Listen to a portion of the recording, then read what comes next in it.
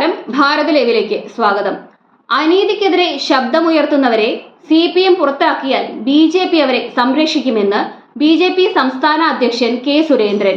തിരുവനന്തപുരത്ത് നടന്ന BJP വിശാല സംസ്ഥാന നേതൃയോഗത്തിൽ പങ്കെടുത്ത് സംസാരിക്കവെയാണ് K. സുരേന്ദ്രൻ ഇപ്രകാരം പറഞ്ഞത്. CPM തിരുത്തലിന് ഒരുങ്ങുകയാണെങ്കിൽ ആലപ്പുഴയിലെ കളയല്ല, പിണറായിയിലെ കളയാണ് പറിച്ചു കളയേണ്ടത്. അതിനുള്ള ധൈര്യം MV ഗോവിന്ദൻ ഉണ്ടോ എന്നും സുരേന്ദ്രൻ ചോദിച്ചു. അഴിമതിക്കും അനീതിക്കുമെതിരെ ശബ്ദിച്ച കുറ്റത്തിന് G. സുധാകരനെ പുറത്താക്കിയാൽ അദ്ദേഹത്തെ ഉൾക്കൊള്ളാൻ ശരിയായ ബദൽ ഇപ്പോൾ കേരളത്തിലുണ്ട്.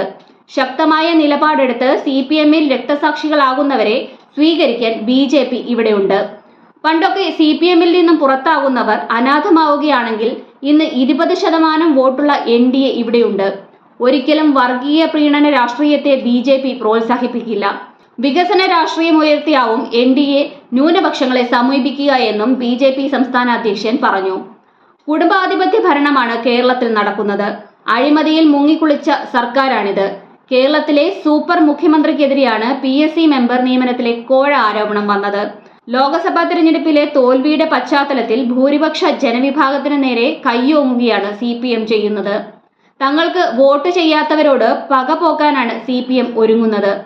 എന്നാൽ BJPയെ പിന്തുണച്ചതിന്റെ പേരിൽ ആരും ആക്രമിക്കപ്പെട്ടിട്ടില്ല. ക്രൈസ്തവ നേതൃത്വത്തിനെയും CPM ഭീഷണിപ്പെടുത്തുകയാണ്. BJPക്ക് വോട്ട് ചെയ്തവരെ വേട്ടയാടാൻ അനുവദിക്കില്ല. SFIയെ ഉപയോഗിച്ചാൽ നാട്ടിൽ കലാപം അഴിച്ചുവിടുകയാണ് CPM ചെയ്യുന്നത്. പ്രിൻസിപ്പൽമാർക്ക് കോളേജിൽ പ്രവേശിക്കാനാവാത്ത സാഹചര്യമാണ് ഇപ്പോൾ ഉള്ളത്. ഇതിനെതിരെ ജനങ്ങളെ സംഘടിപ്പിച്ച് പോരാടാനാണ് BJPയുടെ തീരുമാനമെന്നും K. സുരേന്ദ്രൻ പറഞ്ഞു. LDF അല്ലെങ്കിൽ UDF എന്ന സ്ഥിതി കേരളത്തിൽ ഇപ്പോൾ മാറിയിട്ടുണ്ട്. മൂന്നാമതൊരു ശക്തി കൂടി വരുന്നു. ഇത് കേരളമാണ്. BJPക്ക് ബാലികേറാമലയാണെന്ന് മുഖ്യമന്ത്രി പറഞ്ഞിരുന്നു. എന്നാൽ കേരളത്തിൽ BJP ഒന്നാമതെത്തി, രണ്ടാമതും എത്തി. LDFനും BJPക്കും ഒരേ സീറ്റാണ് കിട്ടിയത്.